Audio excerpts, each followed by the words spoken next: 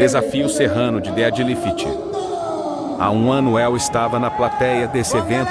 N, a cidade de Teresópolis, RJ. E hoje participo fazendo a minha primeira pedida com 210 quilos. Aos 51 anos, o coroa ainda está bem fortinho, hein? Já na segunda pedida subi para 225 quilos.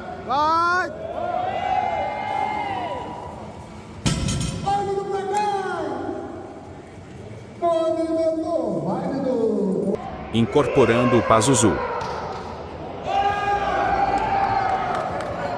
E fechamos a terceira pedida com 232,5 quilos. Sacudindo mais do que um Chevette 73 álcool numa manhã de inverno.